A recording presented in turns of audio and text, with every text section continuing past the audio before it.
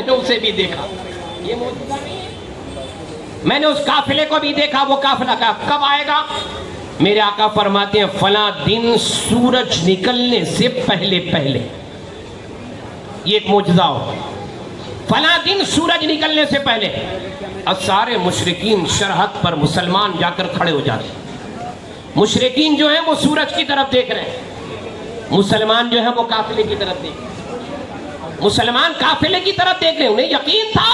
حضور نے فرمایا سورج نکلنے سے پہلے مکے کی سرحد میں داخل ہو جائیں گے. دیکھ رہے ہیں جیسے ہی وہ قافلہ مکے کی سرحد میں داخل ہوا, صحابہ فرماتے یا رسول اللہ وہ قافلہ نظر آ گیا. جیسے ہی داخل ہوئے کہا وہ قافلہ آ گیا. اب جیسے ہی قافلہ آتا ہے اس کے بعد سورج نکلتا ہے. لوگ کہتے ہیں مشرکین دیکھو سورج نمودار ہو گیا. تو سورج نکلنے سے پہلے جو قافلہ آ گیا اس قافلے کی پیشن گوئی کوئی اور نہیں کر رہا تھا, میرے آقا نے کی تھی.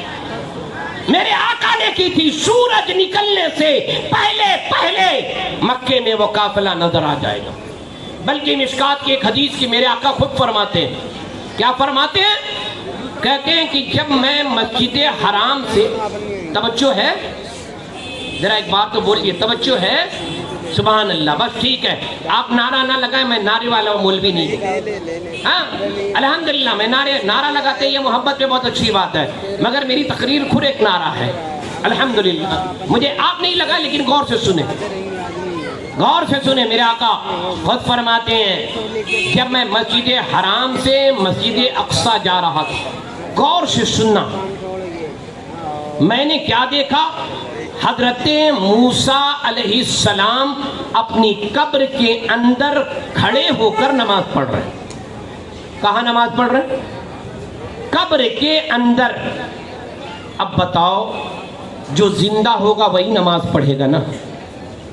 ہاں جو زندہ ہوگا, مردہ نماز تھوڑی پڑھتا ہے. جا کے قبر کھول کے دیکھ لو کتنے مردے نماز پڑھ رہے ہیں. زندگی بھر نماز پڑھی مگر قبر میں نماز نہیں پڑھے گا.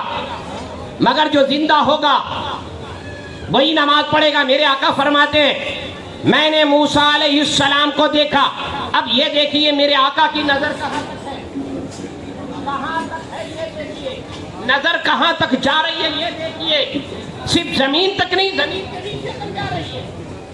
اور قبر میں انسان کیا کر رہا ہے وہ بھی دیکھ رہے ہیں. میرے آقا فرماتے ہیں حضرت موسیٰ علیہ السلام میں نے دیکھا وہ اپنی قبر کے اندر کھڑے ہو کر حضرت موسیٰ علیہ السلام نماز پڑھ رہے تھے. یہ کون دیکھ رہا ہے؟ یہ معجزہ نہیں تو اور کیا ہے, یہ غیب نہیں تو اور کیا ہے. اب بتائیے جو ظالم ہے کہتے ہیں نبی آخر الزمان معاذ اللہ مر کر مٹی میں مل گئے, مر کر مٹی میں نہیں مل گئے. جب موسیٰ علیہ السلام زندہ ہے تو میرے آقا تو خاتم النبیین ہے. میرے آقا کے صدقے میں تمام نبیوں کو نبوت ملی ہے, تمام رسولوں کو رسالت ملی ہے. جب موسیٰ علیہ السلام اپنی قبر میں زندہ ہے تو میرے آقا بھی زندہ ہے, میرے آقا بھی زندہ ہے. اسی کو بریلی کے امام کہتے ہیں تو زندہ ہے واللہ, تو زندہ ہے واللہ, میری چشم عالم سے چھپ جانے والے, میری چشم عالم سے. اب جس کو دکھائی نہیں دیتے وہ مردہ تسلیم کرتا ہے معاذ اللہ, اور جو دیکھتا ہے وہ زندہ بنتا ہے نا. ہمارا عقیدہ, ہمارا نبی زندہ ہے نا, ہمارا نبی زندہ ہے. الحمدللہ ہم زندہ نبی کے ماننے والے ہیں. تو حضرت ابو بکر صدیق رضی اللہ تعالیٰ عنہ کا ایمان اتنا ٹھوس, اتنا مضبوط, اتنا مضبوط, اور رسول پاک صلی اللہ علیہ وسلم سے اتنی محبت. ایک بار مکے کی سرزمین پر جب مسلمان کم تھے تو حضور پاک پر حملہ کیا اور حضرت ابو بکر صدیق بڑھ کر آگے آئے, اور آگے آنے کے بعد کافروں کو دھکا دے دے کر بھگایا. بالکل اپنے جسم سے حضور پاک صلی اللہ علیہ وسلم کو اس طرح سے گھیر لیا کہ کوئی بھی حملہ حضور پاک پر نہ جائے. اس طرح سے جب گھیرا تو کافروں نے اتنا لہو لہان کر دیا, اتنا مارا, آپ بے ہوش ہو گئے, گش کھا کے زمین پہ گر گئے. اتنا مارا آپ کو حضرت ابو بکر صدیق کو. زمین پر گر گئے، آپ کے گھر والے آپ کے خاندان والے آئے، اٹھا کر لے گئے۔ میرے آقا صلی اللہ تعالیٰ علیہ وسلم اپنے حجرے میں تشریف لے گئے۔ جب آئے بڑی دیر کے بعد، روایت ہے بڑی دیر کے بعد جب آپ کا علاج وغیرہ ہوا، آپ بے ہوش تھے، جب ہوش میں آئے نا، فرماتے ہیں میرے آقا کہاں ہے؟ میرے آقا صلی اللہ تعالیٰ علیہ وسلم کا یہ کون ہے؟ حضرت ابو بکر صدیق انسان کو مار لگ جائے، ان کا انسان کا کہتے ہیں نا کہ دل و دماغ ادھر ادھر ہو جاتا ہے، کچھ یاد نہیں رہتا، مگر حضرت ابو بکر صدیق کا ایمان دیکھیے، اس عالم میں بھی بدن سے خون بہ رہا ہے، لہو لہان ہے، اتنا مارا گیا ہے، اتنا مارا گیا ہے، پھر بھی حضرت ابو بکر صدیق کو اگر کوئی یاد ہے تو نبی آخر الزمان یاد ہے۔ یہ حضرت ابو بکر صدیق کی محبت، اسی لیے تو میرے آقا صلی اللہ تعالیٰ علیہ وسلم نے ہجرت کی رات اپنے ساتھ حضرت ابو بکر کو رکھا، اپنے ساتھ حضرت ابو بکر صدیق کو رکھا، کسی اور کو نہیں رکھا، اور حضرت ابو بکر صدیق کو لے کر میرے آقا صلی اللہ تعالیٰ علیہ وسلم نے ہجرت فرمائی ہے مکے سے مدینہ طیبہ کے لیے۔ مدینہ طیبہ، اب آئیے مدنی زندگی پر بھی تھوڑی روشنی ڈال لی جائے۔ میرے آقا صلی اللہ علیہ وسلم کے آنے سے پہلے مدینہ کیا تھا؟ یثرب، یعنی بیماریوں کا ایک گھر، یعنی یہاں پہ جو بھی آتا وہ بیمار پڑ جاتا، مگر مدینے پر جیسے ہی میرے آقا کا قدم پڑ گیا اب وہ دارالشفا ہو گیا، یعنی دارالشفا ہو گیا۔ ایک حدیث میں میرے آقا صلی اللہ تعالیٰ علیہ وسلم خود فرماتے ہیں، ایک قافلے سے جب مدینے کی طرف اپنے صحابہ کے ساتھ آ رہے تھے، مدینے کی سرحد کے اندر آ گئے، تیز ہوا چلنے لگی، ہوا طوفان آنے لگا، تیز ہوا چل رہی ہے۔ ایک صحابی رسول جو دھول اڑتی ہے نا، دھول سے بچنے کے لیے اپنے چہرے پر ایک کپڑا ڈال لیا کہ یہ دھول، یہ مٹی، یہ گرد و غبار میرے آنکھوں میں نہ جائے۔ جیسے ہی ڈالا، میرے آقا فرماتے ہیں اس صحابی سے، اپنا کپڑا اپنے چہرے سے ہٹاؤ، اللہ تبارک و تعالیٰ نے مدینے کی ہوا میں شفا رکھی ہے، مدینے کی ہوا میں اللہ نے شفا رکھی ہے، اپنے کپڑے کو ہٹاؤ۔ انہوں نے فوراً اپنے کپڑے کو ہٹا لیا، اور آج بھی ہمارا عقیدہ یہ ہے مدینہ دارالشفا ہے، بیمار جائے اسے شفا مل جاتی ہے، اور شفا کا علم تو یہ ہے کہ اگر نبی کے وسیلے سے دعا کر لی جائے تو جو بیمار ہوتا ہے اسے بھی صحتیابی مل جاتی ہے۔ حضرت ابو بکر صدیق رضی اللہ تعالیٰ میرے آقا کو لے کر جب مدینہ طیبہ پہنچے، جب مدینہ طیبہ والوں کو یہ پتا چلا نبی آخر الزمان تشریف لا رہے ہیں، مدینے کے لوگ، مدینے کی بچیاں مدینے کے باہر نکل کر حضور کے استقبال میں کھڑی رہتی۔ یہ مدینہ ہے کیا؟ غور سے سنیے، ہے کیا یہ مدینہ؟ آخر حضور مدینہ ہی کیوں گئے؟ یمن چلے جاتے، شام چلے جاتے، دمشق چلے جاتے، مدینہ کیوں گئے؟ حضور کی آمد سے 1000 برس پہلے، کتنا پہلے؟ 1000 برس پہلے ایک بادشاہ تھا طب اول حمیری، یمن کا۔ وہ بادشاہ جب مکے آیا گھومنے، کوئی اس کے استقبال کے لیے نہیں آیا، تو اس کو بڑا چلال آتا ہے، کہتا ہے یہاں کے لوگ کیوں نہیں آئے؟ لوگوں نے کہا اس لیے نہیں آئے کہ یہاں ایک گھر ہے، لوگ اس کا طواف کرتے ہیں، اس موسم میں اس کا طواف کیا جاتا ہے، ان دنوں میں کوئی نہیں آئے گا۔ اس نے دل میں ارادہ کیا، ٹھیک ہے میں اس گھر کو ہی ڈھا دوں گا، وہ گھر نہیں رہے گا، میں ظلم کروں گا۔ اتنا سوچنا تھا کہ روایتوں میں آتا ہے، کتابوں میں ہے، اس کو ایسی بیماری لگی، علاج کرتے رہے مگر اس کا علاج اچھا نہیں ہوا۔ یہ بھی ہے کہ اس کے فوج میں اس کی قوم کے علماء بھی تھے، طبیب بھی تھے، حکیم بھی تھے، اور بھی لوگ تھے۔ جب علماء اور حکیموں کو بلایا گیا تو علماء نے کہا اس کا علاج یہ نہیں ہے جو کیا جا رہا ہے، اس کی بیماری تو آسمانی ہے، علاج زمین کا کیا جا رہا ہے۔ تو بادشاہ نے کہا یہ کیا بات ہے؟ کہا ہاں بات یہ ہے کہ آپ نے کچھ سوچا تھا؟ یہاں آ کر بہت دیر اپنے ذہن پہ غور کرتا ہے، کہتا ہاں میں ایک بات سوچا تھا، یہاں جو گھر ہے میں اسے گرا دوں گا، کوئی طواف نہیں کرے گا۔ اس کے قوم کے علماء کہتے ہیں وہ گھر بڑا پاکیزہ مقدس ہے، آپ رجوع کریں، توبہ کریں۔ وہ فوراً کہتا ہے اچھا ٹھیک ہے میں توبہ کرتا ہوں۔ جیسے اس نے توبہ کی وہ اچھا ہو گیا۔ اب اب مکے سے نکل کر وہ مدینہ طیبہ کی طرف جاتا ہے. جیسے ہی مدینہ پہنچا اس کے قوم کے جو علماء تھے لوگ کہتے ہیں یہاں پڑاؤ کیا جائے, رکا جائے. لوگوں نے کہا یہ جگہ اچھی نہیں ہے, یہاں رکنے کے لائق نہیں ہے. مگر اس کے قوم کے جو علماء تھے وہاں کی مٹی اٹھا کر سونگا. کہتے ہیں اس مٹی سے نبی آخر الزماں کی خوشبو آ رہی ہے, اس مٹی سے نبی آخر الزماں کی خوشبو آ رہی ہے, ہمارے لیے یہ جگہ صحیح ہے, یہیں رکا جائے, یہیں پڑاؤ کیا جائے. جب اتنا کہنا تھا کہ کہا ٹھیک ہے یہیں رکا جائے. آخر طب اول حمیری نے وہیں پر رک کر بہت سارے سینکڑوں مکان بنوائے. ایک مکان بنایا ایسا کی اس کی یہ نیت تھی کہ اگر نبی آخر الزماں یہاں تشریف لائیں تو میرے مکان میں ٹھہرے. 1000 برس پہلے مکان بنایا تھا, حضور کی آمد کی خوشی منا رہا تھا. مدینے آئیں گے تو کہیں اور نہ جائیں, یہاں آ کر رکے. اور اس نے خط لکھ کر اپنے قوم والوں کو دیا, جب وہ آئیں تو یہ خط انہیں دے دینا, میں رہوں یا نہ رہوں, میں ان پر ایمان لاتا ہوں, یہ خط دے دینا. راوی فرماتے ہیں یہ خط نسلن بعد نسلین ہوتا حضور کی بارگاہ تک پہنچا. کیسے؟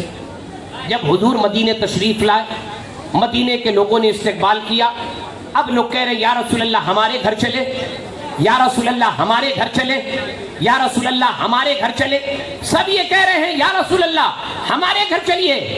میرے آقا فرماتے یہ میری اونٹنی جہاں جا کر بیٹھے گی میں اسی کے گھر تشریف لے جاؤں گا.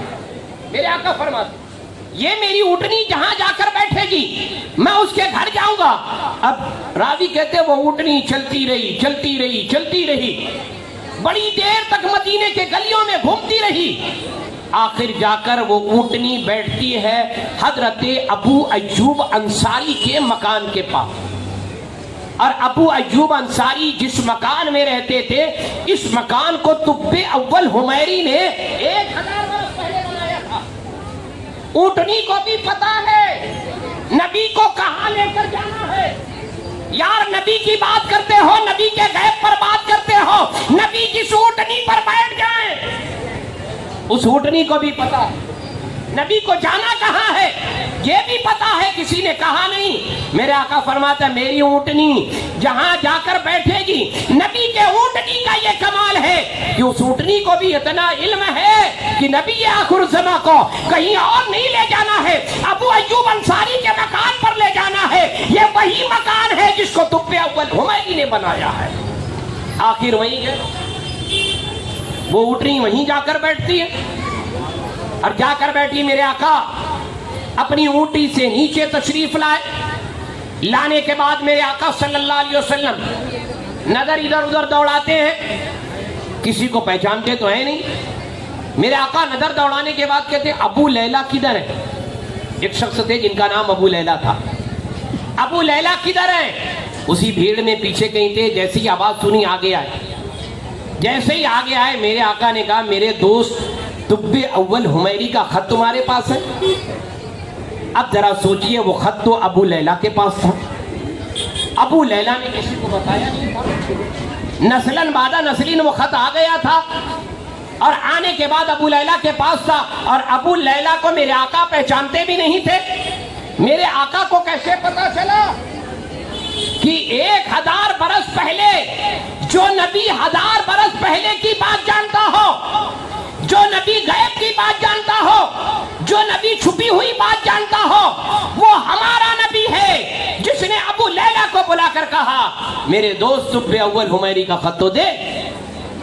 فوراً نکالا اور کہتے ہیں یہ نبی آخر الزماں, یہ نبی آخر الزمان. فوراً خط نکالا اور میرے آقا صلی اللہ علیہ وسلم نے خط کو پڑھا, مسکرایا. خط میں لکھا تھا یا رسول اللہ جب آپ کو مکے والے ستائیں, جب آپ ہجرت کریں اور ہجرت کر کے جب آپ مدینے کی طرف آئیں, یا رسول اللہ میری یہ تمنا ہے, میری یہ خواہش ہے, یا رسول اللہ میں نے آپ کے لیے یہ مکان بنایا ہے, آپ کہیں اور نہیں جائیں بلکہ اس مکان میں تشریف لائیں. اس خط میں یہی لکھا تھا. اور یہ بھی لکھا تھا یا رسول اللہ میں زندہ رہا یا نہ رہا مگر آخری نبی پر ایمان رکھتا ہوں, یا رسول اللہ میں آپ کے دین پر ایمان لاتا ہوں. طب اول حمیری نے کہا. میرے آقا نے مسکرایا اور طب اول حمیری کو اپنا دوست کہا. میرے آقا نے طب اول حمیری کو اپنا دوست کہا. یہ ہجرت کے وقت کا یہ واقعہ ہے کہ میرے آقا حضرت ابو بکر صدیق کے ساتھ مدینہ طیبہ تشریف لائے. اب میرے آقا کی مدینے کی زندگی، مدینے میں زندگی گزارنا اتنا آسان نہیں تھا. جہاں کی آب و ہوا بڑی سخت تھی، جہاں کا پانی نمکین تھا، میٹھا نہیں تھا. مگر میرے آقا صلی اللہ تعالیٰ علیہ وسلم کے قدم کی برکت تو دیکھیے. مدینہ دار الشفا بنا، مدینہ برکت والی جگہ بن گئی. آج ہر انسان تمنا کرتا ہے مدینے جانے کی، ہر انسان تمنا رکھتا ہے مدینے میں مرنے کی، ہر انسان تمنا رکھتا ہے مسجد نبوی میں نماز پڑھنے کی، ہر انسان تمنا رکھتا ہے جنت البقیع میں دفن ہونے کی. ہر انسان کو تمنا ہوتی ہے. اس لیے تمنا ہوتی ہے کہ اللہ رب العزت نے اس شہر کی قسم کھائی ہے، اے رسول جس شہر میں آپ جلوہ بار ہو، اے رسول جس شہر میں آپ جلوہ بار ہو. میرے آقا صلی اللہ تعالیٰ علیہ وسلم کی مدنی زندگی، ایسا انقلاب آیا مدینے میں. مسلمانوں کی تعداد بڑی تیزی سے بڑھنے لگی، بڑی تیزی سے بڑھنے لگی. آخر ان مشرکوں کو رہ نہیں گیا. آخر انہوں نے جنگ بدر کا اعلان کیا کہ یہاں پر مسلمانوں کو ختم کر دیا جائے. میرے آقا صلی اللہ تعالیٰ علیہ وسلم بڑی لمبی فوج لے کر، بڑی تعداد لے کر نہیں آئے تھے. صرف 313 لوگوں کو لے کر بدر میں آئے تھے. 313 لوگوں کو لے کر بدر کے مقام پر. وہاں تو ہزاروں کی تعداد میں تھے نا، ہزاروں کی تعداد میں لوگ تھے. مگر میرے آقا صلی اللہ تعالیٰ علیہ وسلم 313. یہاں تو حال یہ تھا 313 میں کسی کے پاس تلوار ہے تو ڈھال نہیں، ڈھال ہے تو تلوار نہیں. کچھ کے پاس تلوار تھی، کسی کے پاس تو وہ بھی نہیں تھا. کچھ گھوڑے تھے، چند گھوڑے تھے. مگر میرے آقا صلی اللہ تعالیٰ علیہ وسلم اتنے لوگ کو لے کر، اور میرے آقا کے جانثار صحابہ بدر کے مقام پر یہ نہیں کہتے یا رسول اللہ ہم لڑیں گے کیسے. کوئی کھجور کی چھال لے کر آیا ہے، کوئی کچھ لے کر آیا ہے. اور جنگ سے ایک دن پہلے ہی میرے آقا نے یہ فرما دیا اللہ تعالیٰ ہمیں فتح دے گا. اور سنو، اپنی چھڑی سے میرے آقا نے نشان فرمایا یہاں فلاں کافر، یہاں فلاں کافر، یہاں فلاں کافر مرے گا. جنگ سے ایک دن پہلے ہی نشان فرما دیا.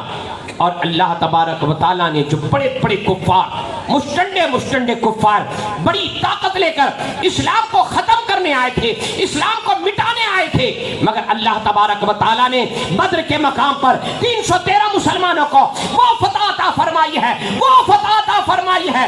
دنیا نے دیکھا اسلام اور کفر کے درمیان یہ پہلی جنگ عظیم تھی اور اللہ نے مسلمانوں کو فتح عطا فرمائی. یہ پہلی جنگ عظیم تھی. اللہ تبارک و تعالیٰ نے مسلمانوں کو، اور ایسی فتح کی کافروں کے بڑے بڑے سردار بدر میں مارے گئے، ان کا پیر اکھڑ گیا، یہ اپنا ساز و سامان چھوڑ کر بھاگ گئے. جب جنگ ختم ہوئی تو میرے آقا وہاں تشریف لائے. صحابہ نے دیکھا. حضرت فاروق اعظم فرماتے ہیں حضور نے جہاں نشان کھینچا تھا، حضور نے جہاں نشان فرمایا تھا، فرماتے ہیں جس کافر کے بارے میں کہا تھا یہاں مرے گا اس وہی مرا تھا. کہتے ہیں 1 انچ بھی ادھر ادھر نہیں، 1 انچ بھی ادھر ادھر نہیں گیا، وہیں پہ مرا پڑا تھا. یہ حضرت فاروق اعظم کہتے ہیں اس کے بعد کہتے ہیں کہ حضور نے فرمایا ان کو اٹھا کر کھائی میں پھینکو. بڑی کھائی تھی وہاں پر، کہا ان کو اٹھا کر کھائی میں ڈال دو.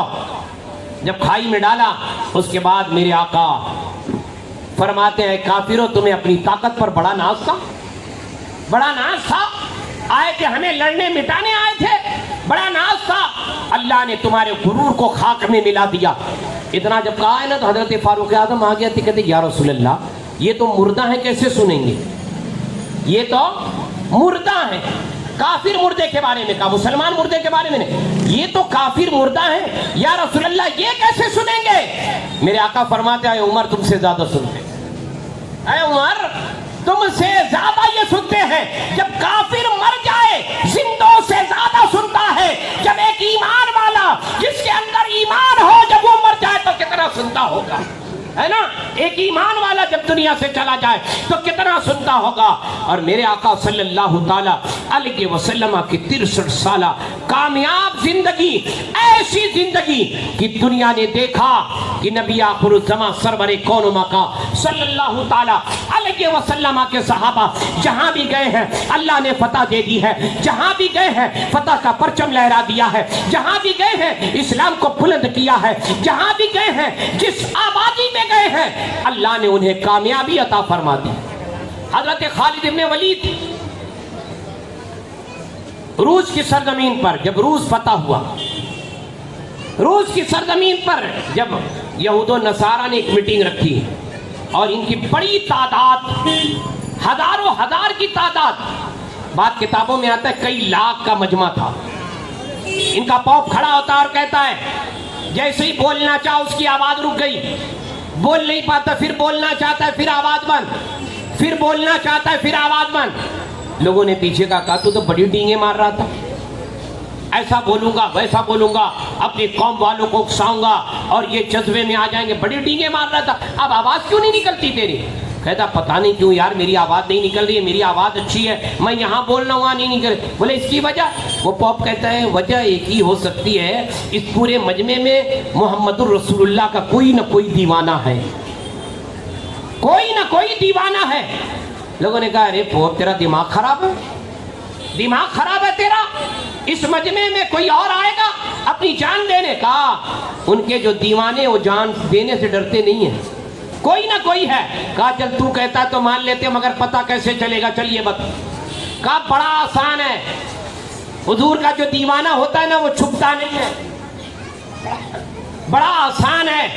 کہا کیسے؟ کہا کوئی ایک کھڑا ہو جائے تیز آواز والا اور کہے پورے مجمع میں محمد الرسول اللہ کا کوئی دیوانہ ہے. کہا بس اتنا؟ کہا ہاں کہہ کے تو دیکھو. آخر ایک آیا مشٹنڈا اونچی آواز والا، آنے کے بعد کہتا ہے اس پورے مجمع میں محمد الرسول اللہ کا آخری نبی کا کوئی دیوانہ ہے. جب اس نے آواز لگائی تو لوگوں نے دیکھا پورے مجمع کے بیچوں بیچ میں سے ایک دبلا پتلا انسان چادر اوڑھ کر دھیرے سے کھڑا ہوتا. جیسے ہی کھڑا ہوا لوگوں نے اپنی تلوار لے کر آگے بڑھے. تو یہاں کیا؟ پوپ نے کہا روک لو، اگر یہاں مارو گے تو ہم بزدل کہلائیں گے. ہزاروں ہزار یہود و نصارہ نے مسلمان کو مارا، بزدل کہلائیں گے ہم. رک جاؤ، اپنی تلواریں روک لو. حضرت خالد بن ولید ایک دبلا پتلا انسان چادر اوڑھ کے کھڑا ہے. پوپ بلاتا ادھر آؤ. جیسے ہی آگے آئے، آگے آنے کے بعد کہتے تمہیں ڈر نہیں لگا؟ ڈر نہیں لگا؟ کہا کس بات کا ڈر؟ کہا اتنا بڑا مجمع ہے، یہاں اگر پکڑا جاؤں تو مارا جاؤں گا، ڈر نہیں لگا؟ کہا حضور کے غلاموں کو ڈر کہاں لگتا ہے، حضور کے غلاموں کو ڈر کہاں لگتا ہے، ڈر کس بات کا؟ کہا ڈر نہیں تھا. کہتے اچھا بتا تیرا نام کیا ہے؟ کہا میرا نام جو میری ماں نے رکھا ہے وہ بتاؤں یا جو میرے آقا نے رکھا ہے وہ بتاؤں؟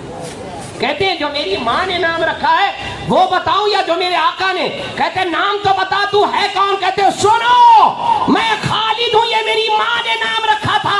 خالد جو دنیا نہیں جانتی مگر میرے آقا نے مجھے سیف اللہ کہا ہے. جب تک خالد تھا ڈر لگتی تھی مگر جب سے اللہ کا شیر ہو گیا ہو اب مجمع سے نہیں ڈرا کرتا، میں اب مجمع سے نہیں ڈرا کرتا.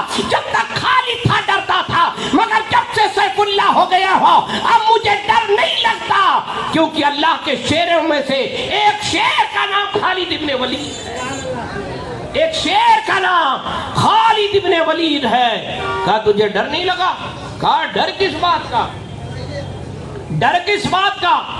ڈرتا ہے وہ جو اپنی زندگی سے محبت کرتا ہے، اور ہم اپنی زندگی سے نہیں، ہم نبی کی زندگی سے محبت کرتے ہیں. یہی پیغام حضرت ابو بکر صدیق رضی اللہ تعالیٰ عنہ کا، یہی پیغام فاروق اعظم کا، یہی پیغام عثمان غنی کا، یہی پیغام مولا کائنات کا، یہی پیغام حضرت امام حسن کا، یہی پیغام حسن مجتبیٰ کا، یہی پیغام امام حسین کا، یہی پیغام کربلا والوں کا، یہی پیغام بغداد کے آقا کا، یہی پیغام سرکار غریب نواز کا، یہی پیغام امام احمد رضا خان کا ہے. یہی پیغام ہے. میرے دوستوں، میرے ساتھیوں، آج کا یہ اجلاس جب میرے آقا صلی اللہ تعالیٰ علیہ وسلم کی 63 سالہ زندگی پر نظر دوڑاؤ تو دنیا نے دیکھا ہے اور دنیا یہ جانتی ہے ایک ایسا شخص ہے، ایسا شخص، اپنے لوگ تو تعریف کرتے ہی کرتے ہیں، یہود و نصارہ بھی تعریف کرتے ہیں، یہود و نصارہ بھی تعریف کرتے ہیں۔ اور میرے آقا صلی اللہ تعالیٰ علیہ وسلم جب اس دنیا سے تشریف لے گئے، دنیا سے تشریف لے گئے تو سب سے پہلا خلیفہ جسے بنایا گیا، یہ اجماع امت ہے، اجماع صحابہ، صحابہ کا اجماع اس پر ہوا۔ لوگ یہ کہتے ہیں نا کہ خلیفہ بلا فصل مولائے کائنات، نہ، وہ جھوٹے ہیں۔ سب سے پہلا خلیفہ حضرت ابو بکر صدیق رضی اللہ عنہ۔ کوئی کہے گا کہ آپ کے پاس کوئی دلیل ہے؟ ہاں ہے۔ اگر کوئی حجۃ الوداع بیان کرے گا یا عید غدیر والی حدیث پڑھے گا، ہمارے پاس بھی حدیثیں ہیں، ایسا نہیں کہ نہیں ہیں۔ اور سنو، خلیفہ اول تم کہتے ہو مولائے کائنات، ہم کہتے ہیں مولائے کائنات نے جسے اپنا خلیفہ مانا وہ ابو بکر صدیق، حضرت ابو بکر صدیق کو مولائے کائنات نے اپنا خلیفہ مانا ہے کہ یہ خلیفہ ہیں۔ اور حضرت ابو بکر صدیق کی ابتدا میں نماز پڑھی، اتنا یاد رکھنا۔ جھوٹی روایتیں، نہج البلاغہ کی روایتیں، رافضیوں کی روایتیں، خارجیوں کی روایتیں، یہ نہ پڑھا کرو، اہل سنت کی روایتیں پڑھو کہ مولا کائنات شیر خدا نے حضرت ابو بکر صدیق کو خلیفہ مانا ہے یا نہیں، امیر المومنین مانا ہے یا نہیں مانا۔ سب سے پہلا خلیفہ حضرت ابو بکر صدیق۔ کہتے ہیں نا کوئی ہے دلیل؟ اب آئیے سنیے، نبی پاک صلی اللہ تعالیٰ علیہ وسلم کی ظاہری زندگی میں حضور کے مصلی پہ کھڑے ہو کر جس نے نماز پڑھائی اور حضور نے اپنی غیر موجودگی میں جس کو امامت کے لیے کہا، حضور نے جس کو امامت کی ذمہ داری دی، جس کو نماز پڑھانے کے لیے کہا، وہ کوئی اور نہیں، وہ حضرت ابو بکر صدیق رضی اللہ تعالیٰ۔ حضرت ابو بکر صدیق، اور ایک دو وقت کی نماز نہیں پڑھائی حضرت ابو بکر صدیق نے، 17 وقتوں کی نماز، 17 وقتوں کی نماز۔ نماز عصر پڑھا رہے تھے، میرے آقا کسی علاقے میں فیصلے کے لیے گئے تھے، لوگوں نے کہا ابو بکر تم نماز پڑھاؤ، کیونکہ لوگ حضرت ابو بکر کو ہی کہتے اے ابو بکر نبی نہیں ہے تم نماز پڑھاؤ۔ جیسے ہی حضرت ابو بکر صدیق رضی اللہ تعالیٰ مصلی پر کھڑے ہوئے نماز پڑھا ہی رہے تھے کہ کیا دیکھتے ہیں، احساس ہوا کہ حضور پیچھے سے تشریف لائے، حضور پیچھے سے تشریف لائے، سب نے جگہ دی آگے آنے کی۔ جیسے ہی احساس ہوا کہ حضور آگے آ گئے ہیں، حضرت ابو بکر صدیق اپنے مصلی سے ہٹ گئے، ہٹنے لگے۔ حضور میرے آقا نے انہیں روکا، مگر پھر بھی مصلی سے ہٹ گئے۔ حضور مصلی پہ تشریف لا اور نماز پڑھائی۔ نماز مکمل ہونے کے بعد حضور نے کیا کہا وہ غور سے سنیے، یاد رکھیے گا، ان رافضیوں کو جواب دینے کے لیے یہی کافی ہے۔ ان نم مولائیوں کو نا، یہ مولائیت کا دم بھرنے والے لوگ، اہل بیت کی محبت کا دم بھرنے والے لوگ، یہ جھوٹے اور مکار، الحمدللہ اہل بیت سے ہم محبت کرتے ہیں، امام حسن و حسین سے ہم محبت کرتے ہیں، کربلا والوں سے ہم محبت کرتے ہیں، اور ہم تو ڈنکے کی چوٹ پہ کہتے ہیں، ہم چھپ چھپ کے نہیں کہتے، ہمیں ضرورت نہیں ہے کسی اور کی۔ اور لوگ جھوٹی روایتیں مولا کائنات کے لیے پیش کرتے ہیں، جھوٹی روایتیں اہل بیت کے لیے، جھوٹی روایتیں۔ سنو، اہل بیت جھوٹی روایتوں کے محتاج نہیں ہیں، ارے جن کے لیے قرآن کی آیت نازل ہو، اہل بیت جھوٹی آیتوں کے محتاج نہیں ہے، جن کے لیے، جن کی پاکی کے لیے، جن کے اوصاف قرآن بیان کرے، یار وہ جھوٹی روایتوں کا محتاج ہوگا، وہ جھوٹی آیتوں کا محتاج ہوگا۔ حضرت ابو بکر صدیق رضی اللہ تعالیٰ ہٹنے لگے، حضور مصلی پہ تشریف لائے، نماز مکمل کی حضور نے۔ اس کے بعد حضور فرماتے ہیں ابو بکر، جب میں یہ کہہ رہا تھا، غور کرنا، جب میں یہ کہہ رہا تھا تم نماز پڑھاؤ، حضور کہہ رہے تھے، حضور کہہ بھی رہے کہ میں کہہ رہا تھا، हुजूर कह रहे हैं, अरे अबू बकर, जब मैं कह रहा था नमाज पढ़ाओ, मुसल्ले पर खड़े रहो, यानी कि मेरे आका भी अबू बकर की इक्तिदा को पसंद कर रहे थे, अबू बकर की इक्तिदा को कि अबू बकर नमाज पढ़ाए। मगर अबू बकर अदब के लिए हट जाते हैं, कहते हैं कि अबू बकर नमाज मुकम्मल क्यों नहीं की, क्यों नहीं पढ़ाया?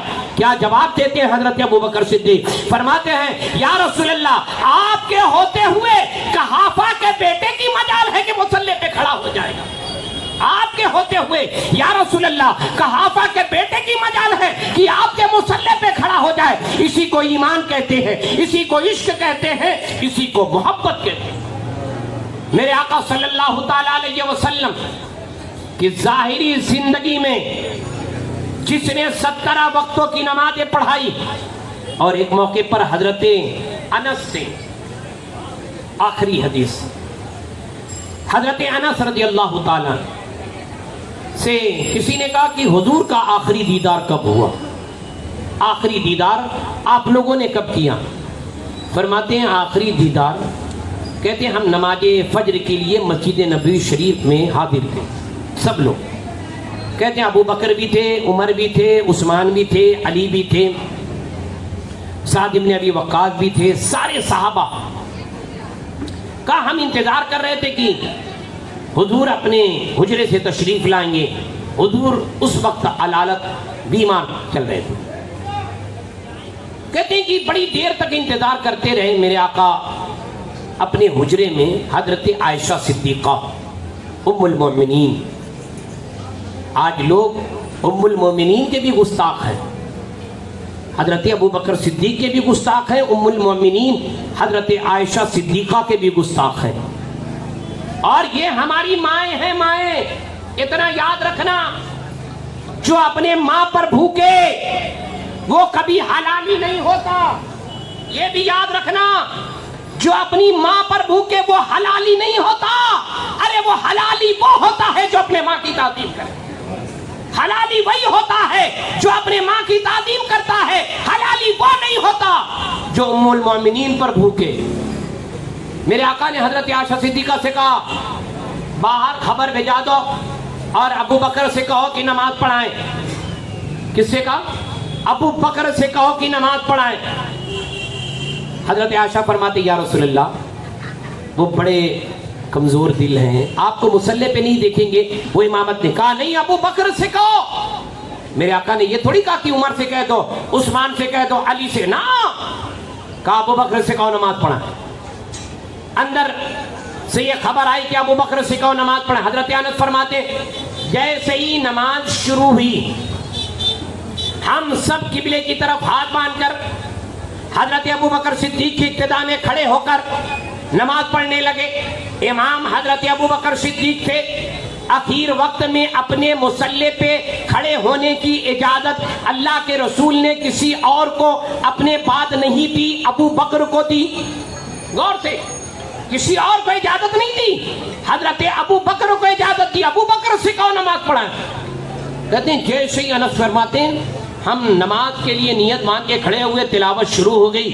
कहते हैं कि अचानक हमें ना ऐसा महसूस हुआ कि हुजरे नबी के दरवाजे का पर्दा हटा। हुजरे नबी, जो दरवाजा बिल्कुल मस्जिद नबवी शरीफ में लेफ्ट साइड में, बिल्कुल दरवाजे का पर्दा हटा। कहते हैं हमें ये एहसास हुआ कि हुजूर तशरीफ ला रहे हैं। नमाज के हालत में फज्र की नमाज हो रही। इमाम हजरत अबू बकर सिद्दीक है। कहते हैं जैसे ही पर्दे का दरवाजा हटा, कहते हैं हम सब जितने थे, इमाम, मुक्तदी, सब कहते हैं हाथ बांधे बांधे नबी के दरवाजे की, हाथ बांधे, हाथ छोड़ के नहीं, हाथ को बांधे बांधे कहते हैं नबी के दरवाजे की तरफ। हजरत अनस फरमाते हैं हमने हालत नमाज में हुजूर का आखिरी दीदार फरमाया, हालत नमाज में। और सब इमाम मुसल्ले पे खड़े होके इधर, पीछे वाले मुक्तदी मुसल्ले पे खड़े होके उधर, सब हुजरे नबी को देख रहे हैं। काबे से हटके काबे के काबा को देख रहे हैं, है ना, काबे से हटके काबे के काबा की तरफ सबने अपना हाथ बांध लिया। हाथ नियत किसी ने छोड़ी नहीं। मेरे आका ने ये नहीं फरमाया ये क्या किया तुमने, चलो दोबारा नमाज शुरू करना। بلکہ حالت نماز میں اسی حالت میں میرے آقا نے انہیں نصیحت دی، ٹھیک ہے نماز پڑھو ابو بکر تم امامت کرو، کہہ کے پھر میرے آقا تشریف لے گئے. پھر سب کے سب جیسی نیت کے بعد کھڑے تھے فوراً سب اپنا رخ قبلے کی طرف کر لیتے، ویسے ہی اپنا رخ قبلے کی طرف کر لیتے ہیں. قبلے کی طرف رخ کیا، نماز مکمل کی، سلام پھیرا، سجدہ سو وغیرہ نہیں ہوا. اتنا یاد رکھنا، جو لوگ کہتے ہیں نا نبی اگر نماز کے اندر نبی کا خیال آ جائے نماز نہیں ہوتی ہے، ارے یہاں تو نماز کے اندر نبی آ رہے ہیں، نماز کے اندر نبی تشریف لا رہے ہیں، اس کے بعد بھی نماز نہیں دہرائی گئی. ہم اہل سنت کا عقیدہ ہے کہ جب تک نماز کے اندر نبی کی یاد نہ آئے نماز ہوتی نہیں ہے، نماز ہوتی ہی نہیں ہے. ارے ان کی نمازیں ہوگی جن کی نمازوں میں نبی کا خیال نہیں آتا ہوگا اور نبی پر درود نہیں ہوتا ہوگا. فرماتے ہیں یہ آخری دیدار تھا ظاہری زندگی کا. اس کے بعد حجرہ عائشہ کا پردہ گرا، حضور تشریف لے گئے اندر، ہم نے نماز مکمل کی. اللہ تعالی ہم سب کو حضور کی سچی محبت عطا فرمائے اور اللہ تعالی ہم سب کو حضور پاک صلی اللہ تعالی علیہ وسلم کے اسوہ حسنہ پر عمل کرنے کی توفیق عطا فرمائے. اللہ تعالیٰ مجھے سچ بولنے، آپ سب لوگوں کو سچ سننے کی اللہ رب العزت توفیق عطا فرمائے. اللہ تعالیٰ ہم سب کو صحابہ اور اہل بیت اطہار رضوان اللہ تعالیٰ علیہم وعلیہم اجمعین سے سچی اور پکی محبت عطا فرمائے. اللہ تعالیٰ ہمیں گستاخی سے بچائے، بے ادبی سے بچائے. اللہ تعالیٰ ہم سب کا ایمان پر خاتمہ بالخیر فرمائے. وما علینا الا البلاغ. السلام علیکم ورحمۃ اللہ.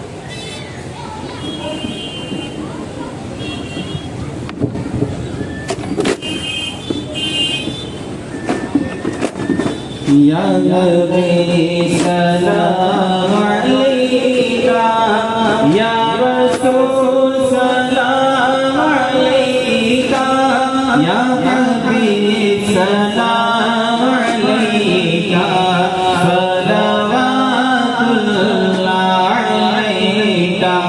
آپ کا تشریف لانا وقت بھی کتنا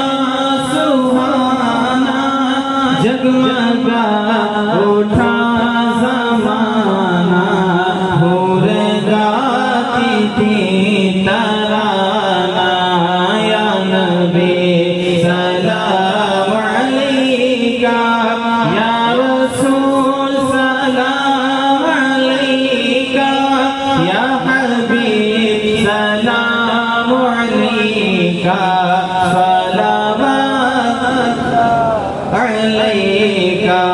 رحمتوں کے تاج والے، دو جہاں کے راج والے، عرش کی معراج والے، عاصیوں کے لاج والے.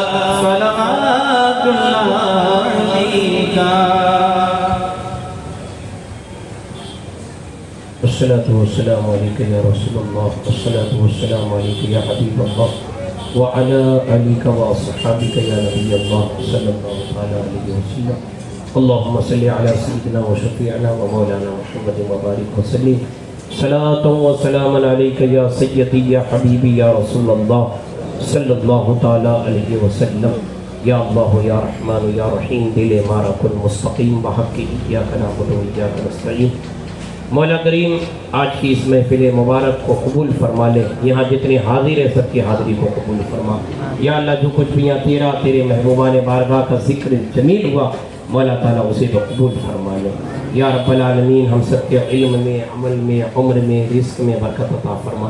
یا اللہ ہم سب کو ہر بلا سے، ہر بیماری سے، ہر وبا سے، ہر پریشانی سے یا اللہ ہم سب کی حفاظت فرما۔ یا اللہ ہم سب کو ہر حال میں نماز پنجگانہ کی پابندی کی توفیق عطا فرما۔ یا اللہ نیکیوں کی توفیق عطا فرما۔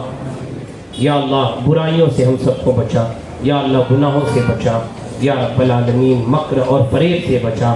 یا رب العالمین حاسدین کے حسد سے بچا، بدنگاہوں کی بدنگاہی سے بچا، دشمنوں کے شر سے بچا، شیطان کے مکر سے بچا، دجال کے فکروں سے یا اللہ حفاظت کرو۔ یا رب العالمین یہ ذکر حسین کی محفل مولا کریم اس محفل میں ہم دعا کرتے ہیں یا رب العالمین بارش کے لیے۔ یا اللہ یہ سخت گرمی بارش کے مہینے میں مولا کریم امام حسین رضی اللہ تعالیٰ عنہ کے صدقے میں مولا تعالیٰ بارش فرما دے۔ یا اللہ رحمت کی بارش فرما دے۔ یا اللہ رحمت کی بارش فرما دے۔ یا اللہ رحمت کی بارش فرما دے۔ یا رب العالمین ہم سب پر کرم فرما دے۔ یا اللہ کرم فرما دے۔ یا اللہ سب لوگ بارش کو لے کر پریشان حال ہیں، مولا تعالیٰ تو اپنا کرم فرما دے اپنے محبوب اور اپنے محبوب کی آل پاک کے صدقے میں مولا تعالیٰ پورے بمبے میں جہاں جہاں بھی مولا کریم بارش کی پانی کی ضرورت ہے مولا تعالیٰ تو اپنے ابر کرم کی رحمت و نور کی گوہر باری فرما دے۔ یا اللہ رحمت و نور کی گوہر باری فرما دے۔ یا اللہ رحمت و نور کی گوہر باری فرما۔ ان اللہ و ملائکتہ یصلون علی النبی یا ایہا الذین آمنوا صلوا علیہ وسلموا تسلیما۔ اللہم صلی علی سیدنا و شفیعنا و مولانا محمد مبارک وسلم صلاۃ و سلاما علیک یا سیدی یا حبیبی یا رسول اللہ صلی اللہ تعالی علیہ وسلم۔ سبحان ربک رب العزت عما یصفون وسلام علی المرسلین والحمد للہ رب العالمین۔ السلام علیکم ورحمۃ اللہ۔